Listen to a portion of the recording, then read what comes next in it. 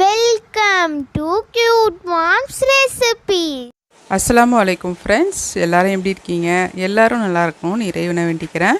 இன்றைக்கி நம்ம சேனலில் பரங்கிக்காய் திக்கடி அல்லது பால் கொழுக்கட்டை எப்படி வேணாலும் சொல்லலாங்க. அந்த ரெசிபி தான் பார்க்க போகிறோம். இதை பார்க்கறதுக்கு முன்னாடி நிறைய ஃப்ரெண்ட்ஸ் என்னோடய சேனலை லைக் பண்ணாமலும் சப்ஸ்கிரைப் பண்ணாலும் பார்த்துட்ருக்கீங்க.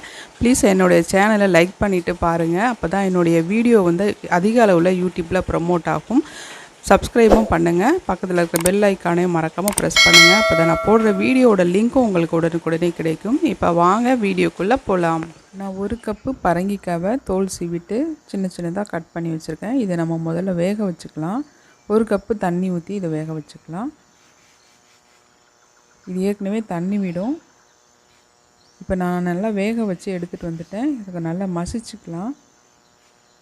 இது இருக்கட்டும். அடுத்தது நம்ம மாவு குழச்சிக்கலாம். நான் 1 கப்பு இடியாப்ப மாவு எடுத்திருக்கேன். இது வீட்டில் அரைச்ச பச்சரிசி மாவு. இதை இப்போ வந்து சல்லடை வச்சு சலிச்சிக்கலாம். இதில் 1/2 டீஸ்பூன் உப்பு சேர்த்துக்கலாம்.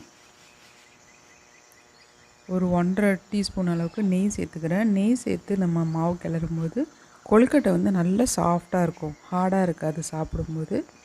இப்போ தண்ணியை கொதிக்க வச்சுக்கலாம். நல்லா கொதிக்கணும் தண்ணி. இதுக்கு தண்ணி கொதி வந்துடுச்சு. இப்போ நம்ம மாவு குழச்சிடலாம்.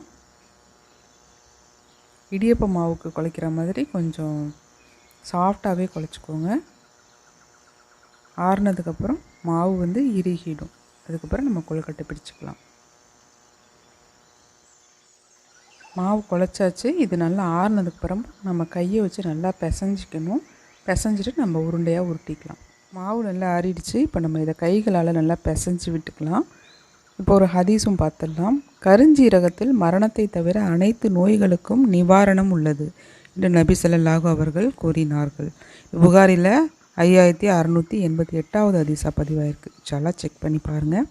இப்போ நம்ம இந்த மாதிரி ஒரு உருண்டையை உருட்டிக்கலாம். குலோப் ஜாமுன் சைஸ்க்கு இருக்கும் இந்த உருண்டை. மாவில் நெய் சேர்த்துருக்கிறதுனால உருண்டை பெருசாக இருந்தாலுமே நல்லா சாஃப்டாக தான் இருக்கும்.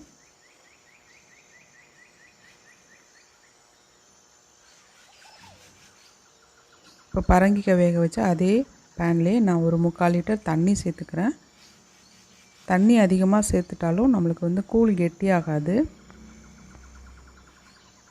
தண்ணி கொதி வந்ததுக்கப்புறம் உப்பு சேர்த்துக்கலாம். இதில் உப்பு சேர்த்தா தான் இனிப்பை நல்லா தூக்கி கொடுக்கும். இப்போ வந்து உருண்டைகளை ஒன்று ஒன்றா எடுத்து போட்டுக்கலாம். ஒரேடியாக அள்ளி கொட்டினா எல்லாம் போய் அடியில் தங்கி ஒன்றோட ஒன்று ஒட்டிக்கும். ஒன்று ஒன்றா போட்டுக்கலாம்.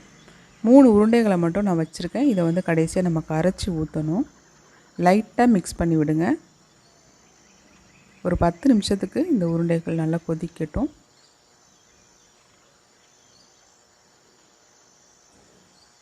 பத்து நிமிஷம் நல்லா கொதிச்சிருச்சு. உருண்டைகளும் நல்லா வெந்திருக்கு. இப்போ இதில் 1/2 கப்பு சீனி சேர்த்துக்கிறேன். சீனிக்கு பதிலாக வெல்லம், சர்க்கரை எது வேணாலும் சேர்த்துக்கலாம்.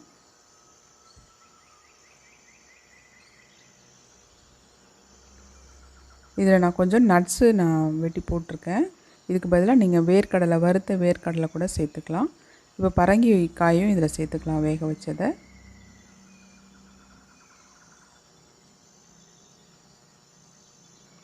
மூணு உருண்டைகளை கொஞ்சமாக தண்ணியில் கரைச்சி விட்டுக்கலாம். அப்போ தான் நமக்கு அந்த கூழ் வந்து கெட்டியாக இருக்கும்.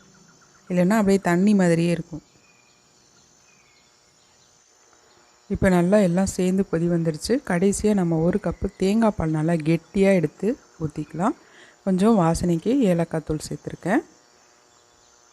அவ்வளோதான், இது முடிஞ்சிருச்சு. இப்போ நம்ம ஸ்டவ் ஆஃப் பண்ணிடலாம். ஆறுனதுக்கப்புறமா இது கெட்டியாகிடும். இறக்குனதுக்கப்புறம் இதில் கொஞ்சம் தேங்காய் துருவல் சேர்த்துக்கிறேன். இதுவும் ரொம்ப நல்லா டேஸ்ட்டாக இருக்கும். அவ்வளோதான், நம்மளுடைய பரங்கிக்காய் திக்கடி ரெடி ஆகிடுச்சு. இப்போ நம்ம பவுலுக்கு மாற்றிடலாம். இந்த ரெசிபி உங்களுக்கு ரொம்பவே பயனுள்ளதாக இருக்கும்னு நினைக்கிறேன். நீங்களும் உங்கள் வீட்டில் இதை ட்ரை பண்ணி பார்த்துட்டு உங்களுக்கு எப்படி இருந்துச்சுன்னு மறக்காமல் உங்களுடைய கருத்துக்களை எங்களோட ஷேர் பண்ணுங்கள். இன்ஷா அல்லாஹ் இன்னொரு நல்ல ரெசிபியோடு உங்களை அடுத்த வீடியோவில் சந்திக்கிறேன்.